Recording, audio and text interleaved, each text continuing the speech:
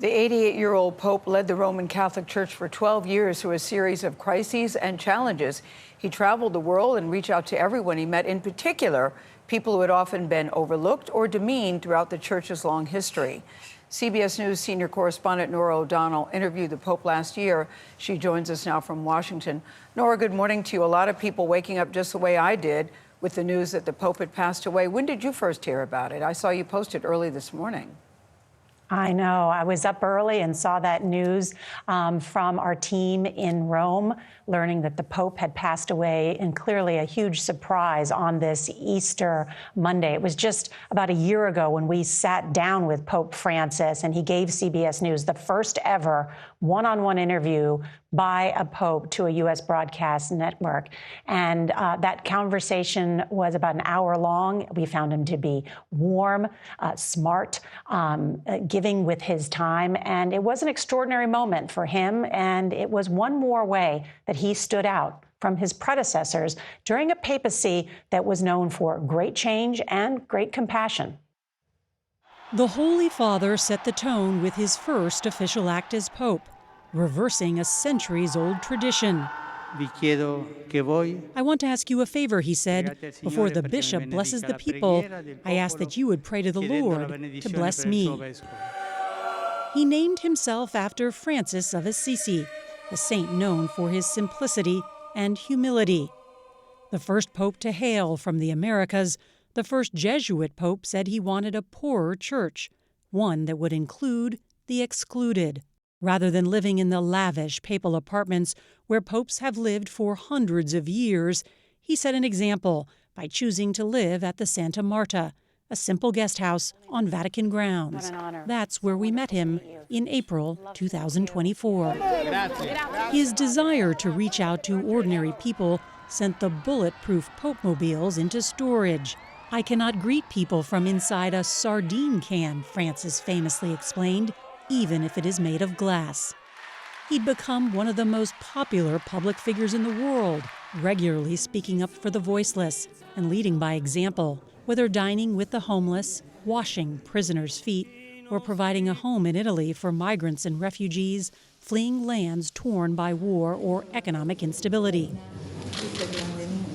He was a tireless advocate for the rights of migrants, even taking the rare step of delving into a nation's politics when he criticized the Trump administration's plans to deport millions, saying it violated human dignity. The Holy Father pushed for progress in combating climate change, projecting imagery of the crisis on the front of St. Peter's Basilica, and becoming the first pope to issue official Vatican documents on the topic. He reformed the Curia, the central administration of the Church, appointing lay men and women to run Vatican offices, positions historically reserved for cardinals and bishops. During the coronavirus lockdown, he continued to give his public prayers, the People's Pope in St. Peter's Square with no people. Francis made a daring first-ever papal trip to Iraq, despite immense security risks.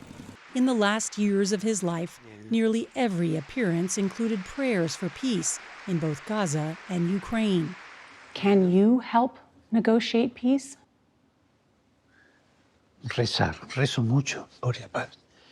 What I can do is pray. I pray a lot for peace, and also to suggest, please stop, negotiate. A bad deal is always better than an ugly defeat, is it not? Over time, his papacy began to be defined by a topic he did not choose, the wave of clerical sex abuse scandals that stretched to the very highest levels of the Church. He was accused at first of being tone-deaf in his slow response to the crisis. But then, in 2019, the Pope made sweeping changes to allow for greater accountability and transparency. Francis abolished the top-level confidentiality of pontifical secret. You have said zero tolerance. It cannot be tolerated. When there is a case of a religious man or woman who abuses, the full force of the law falls upon them. In this, there has been a great deal of progress. A few weeks after we interviewed Francis, it was reported that he used a homophobic slur in 2 private meetings. But in his more than a decade as Pope, he voiced support for bringing the LGBTQ community into the church. That push started aboard a papal flight just months into his tenure. Who am I to judge, he said. While he may have received widespread credit for changing the tune of the church, as one Vatican reporter puts it, the lyrics remain the same. Despite drawing fire from church conservatives for being too liberal, he reaffirmed church doctrine opposing gay marriage, but allowed those in a same-sex union to be blessed. The Catholic rules for pretty much everything from birth control to ordaining women were unchanged. Hailing from South America, Pope Francis's simple style was a product of his humble beginnings. Jorge Mario Bergoglio was born in 1936 in Buenos Aires to an immigrant Italian railway worker and a housewife. As a young man, he lost part of a lung to an infection, worked at menial jobs, and studied chemistry. Ordained at the late age of 32, he made visiting slums and caring for the poor of Buenos Aires a fixture of his ministry. Francis claimed he only brought a small bag to the conclave that elected him because he expected to be going back home to Argentina. Instead, he became one of the oldest popes in history, having traveled to more than 60 countries and keeping a busy schedule until the final days of his life. But he wasn't immune to health issues, using a wheelchair since 2022 and spending weeks in the hospital in 2023. The toll of the papacy, raising persistent questions of retirement after his predecessor, Pope Benedict XVI, resigned, the first pope to do so in almost 600 years. So you have no plans to resign or retire? I know you don't like this question. No, la diga, sí. Not at all. Ask all you want. It has never occurred to me. When you look at the world, what gives you hope? Todo. Everything. You see tragedies, but you also see so many beautiful things. You see heroic mothers, heroic men, men who have hopes and dreams, women who look to the future. That gives me a lot of hope. People want to live, people forge ahead, and people are fundamentally good. Fundamentally good. I believe that too. Norah, I loved his expression when you asked him about retirement. I thought that was priceless. As you said in your piece, he was a pope who made big changes to the papacy. So do you think that made him controversial? Because a lot of people thought that he was more inclusive than many of his predecessors. That is true, Gayle. I mean, Pope Francis was a lightning rod on a number of these issues, but he was also trying to make the Catholic Church more inclusive.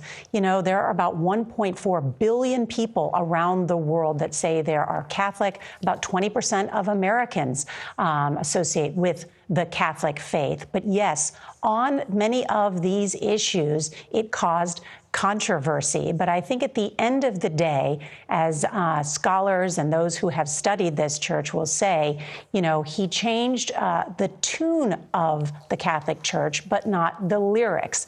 But there's still much to say about his legacy, because many of the cardinals that will gather soon in this conclave were appointed by Pope Francis, and they are to, in his model and in his image in some ways, embrace many of the same things.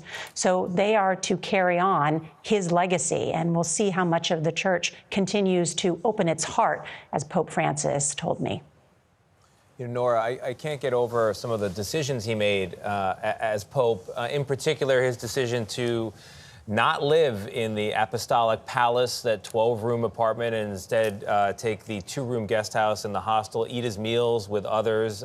It's a lifestyle choice that goes all the way back to his time in Buenos Aires, where when he was Archbishop, would cook at home, simple life. He drove a Ford Focus, compact car around, none of these big, you know, every aspect of his life, from what he wore to what he ate to where he lived, was humble. Could you talk about that for a bit? Yeah, I mean, look at what he's wearing. I mean, not the red regal robes that popes wear instead the plain white cassock, that silver cross, not a gold cross that we might usually see on cardinals. And that's in part because he was the first in so many ways, not only the first pope from the Americas, but the first Jesuit pope. And I covered that conclave, some 12 years ago, and I had a guess that he might call himself Francis. He's the first pope to be called Francis after St. Francis of Assisi, who is known for his humility and modesty, and that has really been the hallmark of his papacy. And that's in part why the Holy Father spent so much time talking about migrants during his papacy, because he talked about the globalization of indifference. He asked people to think about why migrants leave their home. They are fleeing war, injustice, poverty. And so that is why it's led him to clash with the current administration, but also I think will be one of his defining moments. Tony and Gayle. Really well put. Thank you, Norah.